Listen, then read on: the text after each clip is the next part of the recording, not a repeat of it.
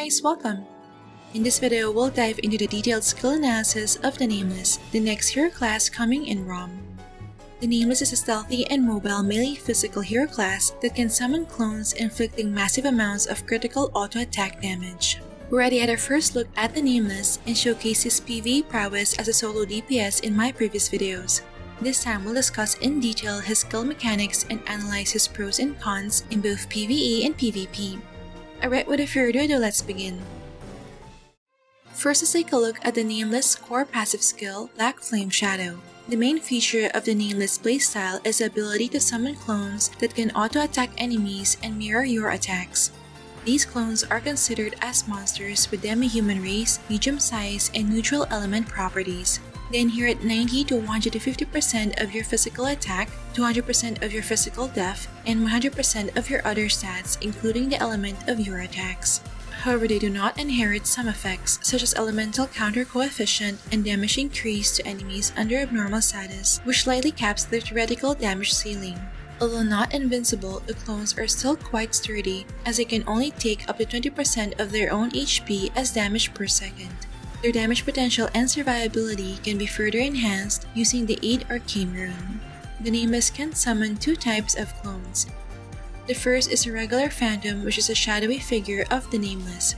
It is automatically summoned when you attack an enemy, and it lasts for 4 to 10 seconds or until the target dies.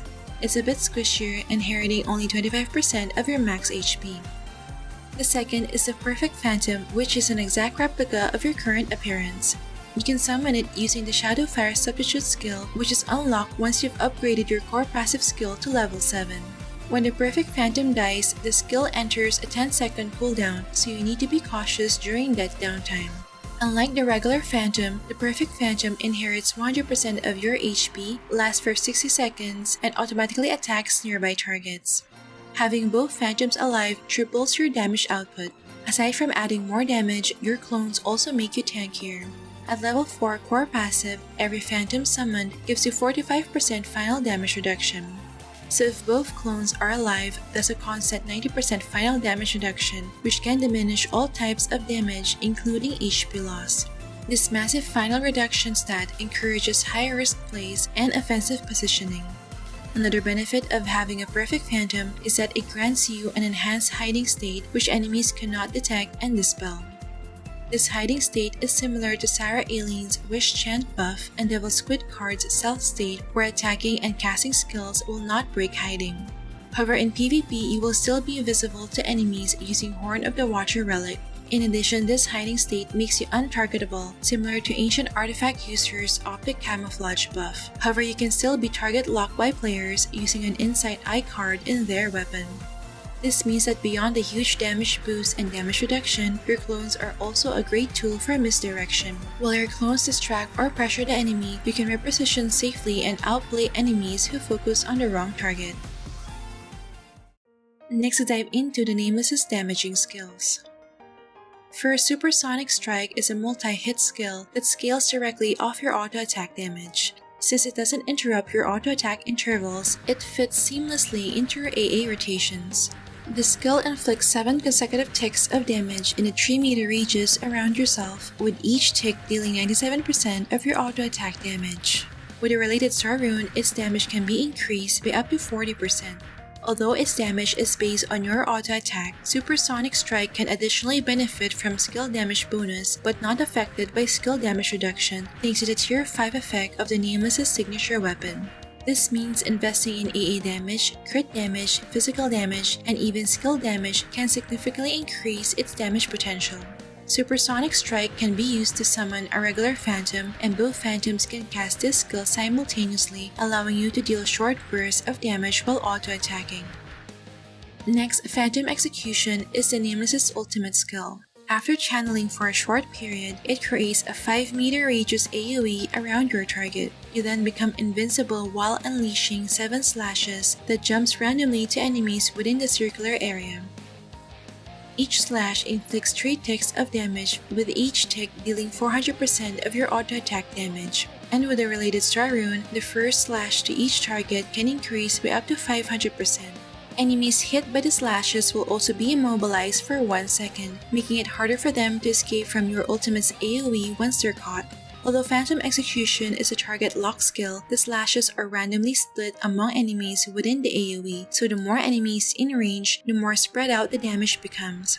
In large crowds, it's possible that your actual target might only get hit once or not at all. To maximize your chances of taking down your key target, it's best to isolate them so the slashes concentrate on them.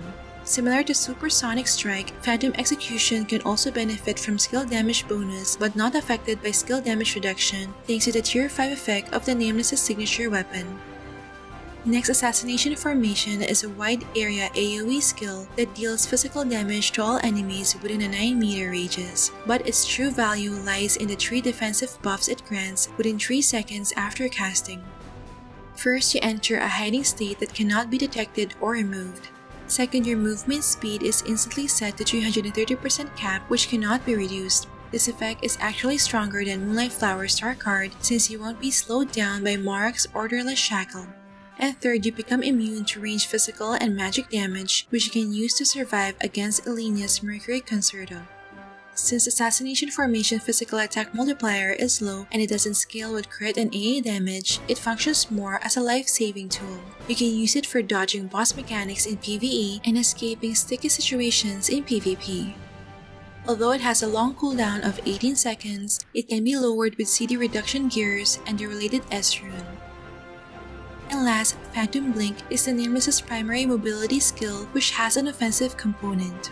When used, you dash 8 meters forward in the direction you are facing. If you pass through an enemy marked by Fatal Gaze within the 3x9 meter path area, you'll instantly teleport behind them and deal physical damage. You can use it up to 3 times in a row, and getting a kill will reset its cooldown and restore all charges, making it excellent for chaining kills or repositioning. Similar to Assassination Formation, Phantom Blink has a low physical attack multiplier and it doesn't scale with crit and AA damage. Hence, it's more useful for closing the gap on ranged targets, chasing down low HP enemies, or escaping danger. Up next, let's talk about the Nemesis buff and debuff skills. First, Destined Death is the Nemesis' primary debuff skill. When used on an enemy player, it applies an undispellable mark that completely disables HP recovery for 6 seconds, making healing and restoration skills useless during the effect. It also increases the damage the target receives from you by 50% or up to 75% with the related star rune.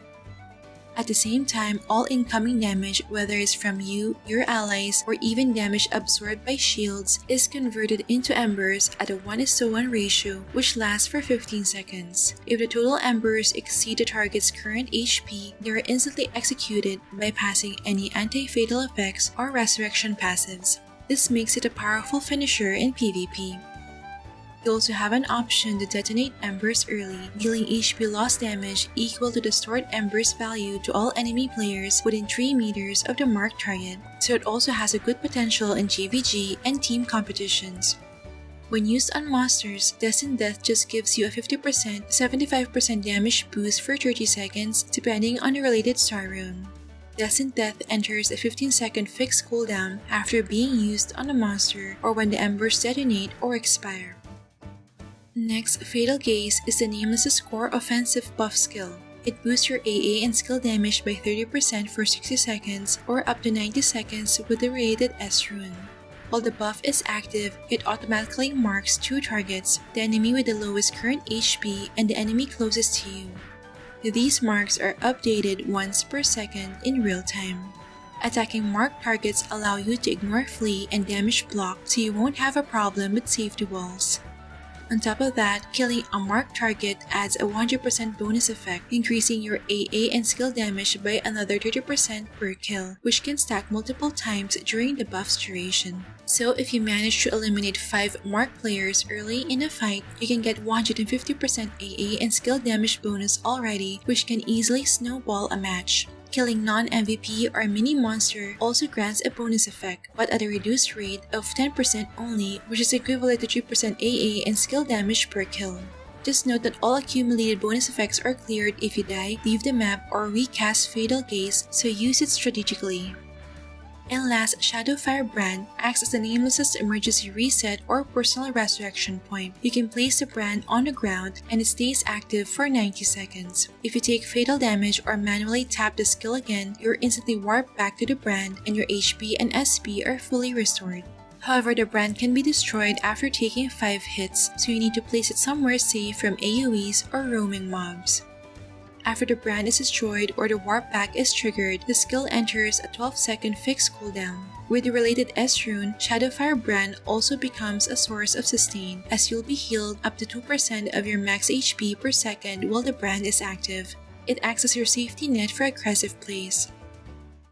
Finally, let's go over the Nameless's key passive skills. First, Curse Reverse provides both buff and debuff effects. On the buff side, it allows you and your clones to ignore weapon size penalty, similar to the effect of Drake's Star card. This is especially important for the clones since they don't benefit from position stones. It also grants 25% more damage to large-size targets, which can be inherited by the clones, increasing their damage output against MVP boss monsters.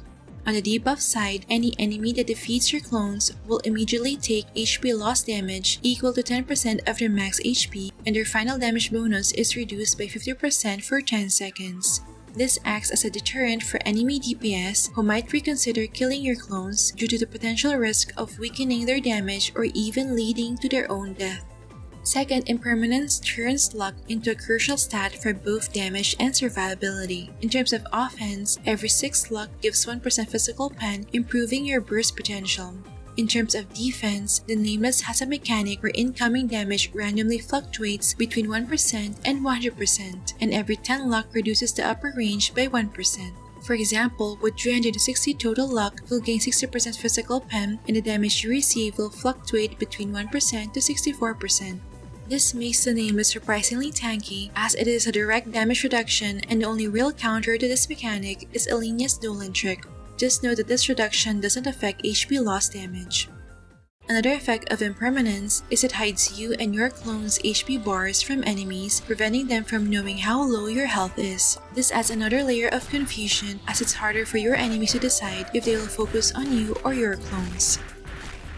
Third, Sin Purification empowers your auto attacks when using daggers. Each auto attack will proc an extra auto attack and has a 30% chance to remove one buff from the target. This makes your auto attacks extremely disruptive in PvP, especially against buff-reliant classes. The only drawback is that Sin Purification removes your ability to inflict poison status even if you're using items like Flower Demon Valley Lily or Chimera Star card. Because of this, you'll need to rely on direct assassination skills rather than poison's damage over time mechanic. And last, Concealed Blade allows you to automatically enter hiding state when you haven't received damage for 5 seconds. The hiding state is just a standard version, so it can still be revealed by skills like Sight or Ruach. While hiding and within 5 seconds after going out of hiding, you gain additional 50% attack speed and 100% crit damage, giving you a strong burst window when entering combat. To summarize, the Nameless offers a unique combination of strengths both in PvE and PvP.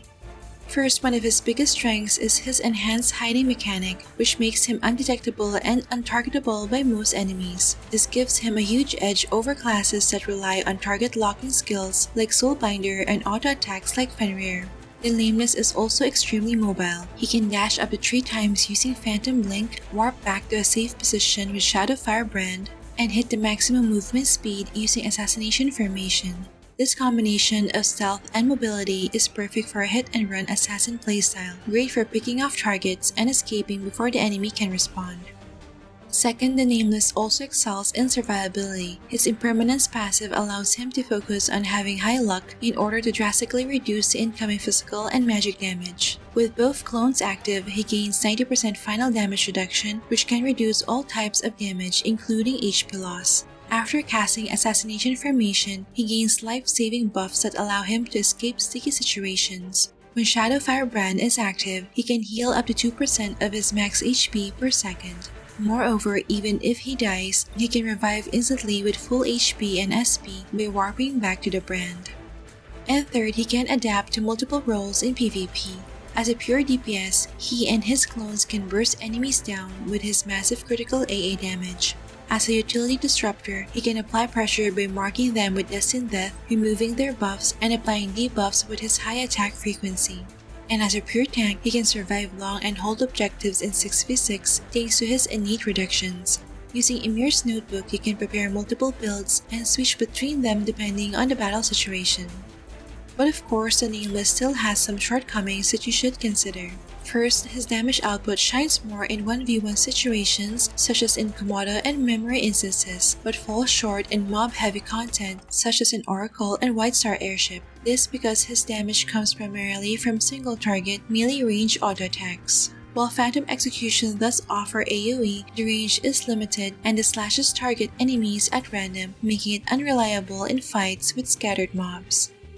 Second, the Nameless is heavily reliant on his clones for both offense and defense. Based on tests, 50-70% of his damage output is attributed to his clones. If they get chain CC'd or if the perfect Phantom targets a different enemy, you may lose a huge portion of your offensive potential. Even when playing as a tank, you need to constantly attack the enemy just to keep your regular Phantom active and benefit from the 45% final damage reduction it provides. And third, there's plenty of PvP counterplay against the Nameless's core mechanics. Even though his enhanced hiding is strong, it's not foolproof. He and his clones can still be hit by AoE attacks such as Alinia's Mercury Concerto.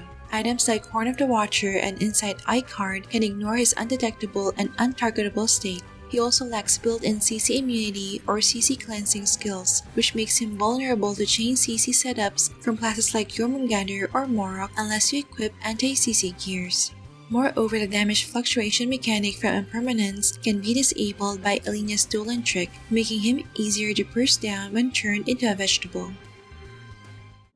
In conclusion, the Nameless is a high-skilled class that feels rewarding to use both in PvE and PvP. He's one of the few melee DPS classes that can offer strong continuous damage, stealth, and survivability all in one package. But to get the most out of his mechanics, you'll need to manage your clone uptime and prepare for matchups with specific counters. If you enjoy hybrid assassin playstyles with room for mechanical outplays, I think the Nameless is worth the investment. How about you guys? Will you be playing the Nameless? Share your thoughts in the comment section below. I'll also be releasing a full guide on the Nemesis's PvE DPS build in other videos, so stay tuned for that. Please note that actual content may vary from what is presented in this video. Alright, that's it for this video guys. Don't forget to like if you enjoyed watching this guide. If you're new here, I would love you to consider subscribing by hitting the subscribe button down below. I would love to have you back. Thank you for watching and see you in our next episode.